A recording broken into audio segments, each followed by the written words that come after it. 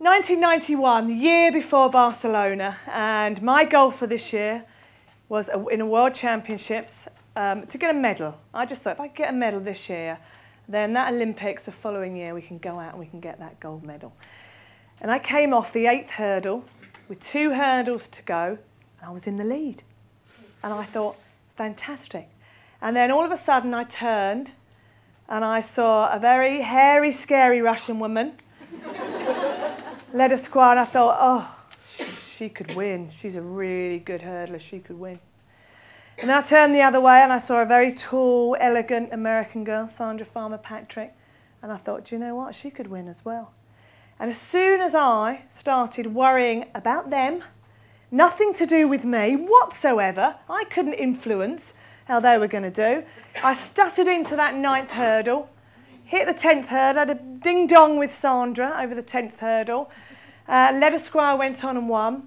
I was 2nd and Sandra was 3rd.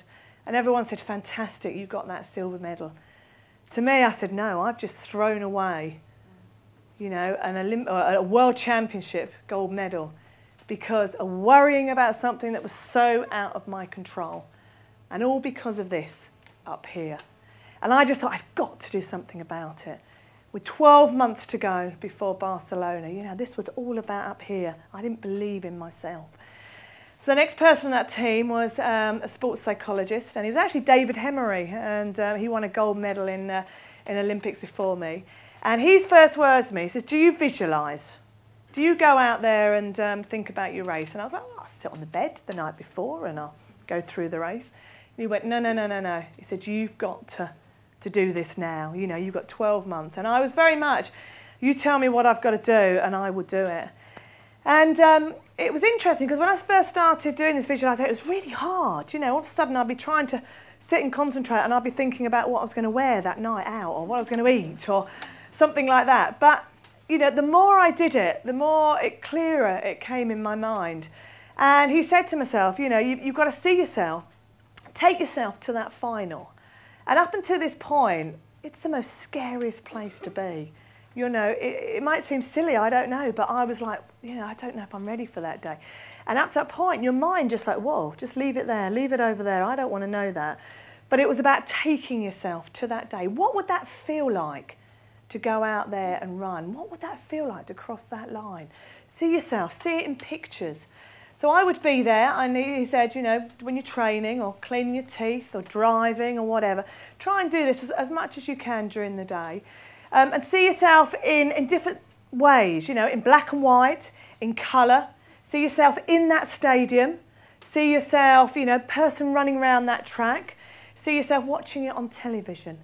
So I'd be there like this, cleaning my teeth, going around the race.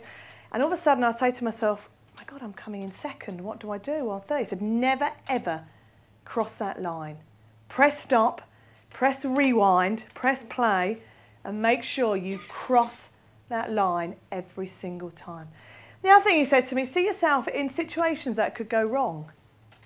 Okay, so maybe hit a hurdle. What are you going to do? Just give up and think, right, I can't get back into the race?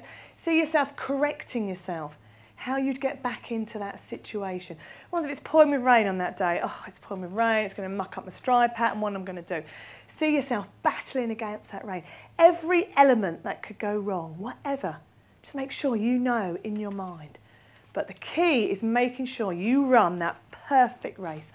And I must admit, those weeks before, months before Barcelona, I must have been there, 20, 30 times a day. Going through this race, I knew exactly what I wanted to do. I'm just going to quickly talk you through that race day. So I dreamt about it. It took me 12 years, I suppose, to get to this point. And woke up that morning and hadn't slept whatsoever. But I put it in the right place because I always said to myself in all those races, if I'd, you know, prepared myself, if I haven't slept, as long as I slept the night before, then that will be fine. I can just get in there and I can just, you know, it's enough. I've got all day. I'm not racing to 7:30 that night. I can rest up or whatever, so that's fine. Rested up all day, went down to eat in the canteen, and I thought, right, this is the meal that's going to get me round. Could I eat? Couldn't touch a thing. I was so nervous, so petrified, and I just felt sick. And I just looked at this food and I thought, I can't eat it. And I managed to force feed a banana and a bit of bread down me, and I got back and had some protein shakes and about it. And I thought, right, okay, that's it, let's get off. And I just thought it's going to have to do. You know, I had a good meal the last week, I've eaten all correctly for the last 2 years and all these sorts of things. It's going to be fine. You can get out there, you can perform on this.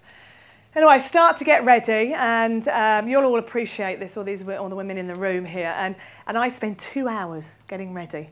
And people say, why? What are you doing? And I used to blow dry my hair, full set of nails on, full makeup, the lot. And people were like, what, are you going to go and get hot and sweaty? Why are you doing this? It was about confidence, feeling good about yourself. The boys, or the men should I say, used to get ready in 5 minutes. They used to not even have a shower. They'd get their sweatiest vest out they'd worn for the heats and the semi-finals, which absolutely stunk. Put it on and just go. But, we were ready, and I got myself all dolled up and ready, and I thought, right, okay, let's go. And, I was nervous as anything, but I thought, in 3 hours' time, we're going to know who wins, what the result is, just get out there. So I got onto the coach to go down to the warm-up track. First person I see, Sandra Farmer-Patrick. And as I said, there was no love lost because of the year before, and it's weird because she literally, I got on and there was no sort of, how are you? And you're looking forward to the race and, how are you feeling or anything. There was nothing like that. And she literally gave me the daggers, looked me up and down like this. And again, it was about, even though inside I was thinking, oh, what am I doing? And all these sorts of things, I could feel that. It's about putting your shoulders back. And even though you're not feeling inside the 100%, it's about showing confidence. It's about showing, do you know what? I am in control. I know what I'm doing. I thought 2 of us can play this game. So it was. Did exactly the same to her, strutted down the coach and sat down. Thank God for that. Anyway, got down to the warm-up track and sat around for a bit, then started doing the whole warm-up, which is lovely because in some respects, you know what you're doing. It's the routine that you've done 100 times. And it's comforting almost. You go around, you do your routine, you do your warm-up. It takes about an hour. And then that voice, if I ever heard it again, I think I'd probably die. With the women's 400-metre hurdlists, please make their way to the core room. And you're like, this is it, this is me. Half an hour to go. And that's it, we're going to know what happens here. My coach said to us, go out there. You know what you've got to do, just show them what you're made of. And I remember thinking, well, it's all right for you, isn't it? You just got to go and sit there. But actually, no, having 3 little boys that are in sport now, it's worse watching. Definitely being a parent, it's worse. Anyway, so I picked my bag up and I turned round and I just happened to see Sandra Farmer-Patrick going over the hurdle, and she whacks the hurdle with her knee, and I found myself going, yes! Because I know that really hurts, done it many a time. And it's about trying to find confidence from wherever you can find it, because that little duck is back again in your voice, giving it, oh, can I do this? What am I going to do? And I was really fighting to say, do you know what? I can. Trying to find the positives from wherever it may be. Thinking, do you know what? Her knee's going to hurt over that first hurdle. That's great. That's 1 to me almost. Just trying to find positives from wherever you can go. Anyway, started walking across and thinking about John, who I'd met on a traineeship, my fiance, and we were getting married that year. And he said, whatever happens, we'll still love you. Whatever happens, whatever the result, thank you. And this is true, okay? I'm walking across and, that voice in my mind was all over the place. And I often think this is what makes a champion, is who can control that voice. And I saw a gate on the far right-hand side, and I thought to myself, do you know what? I could go out that gate. I could just walk away. I could just disappear for the next 2 hours. Wouldn't have to do it. Wouldn't have to face up. Wouldn't have to get out there and find out what happens. I have to put myself through it. And I had to get so angry with myself. It was like, just come on.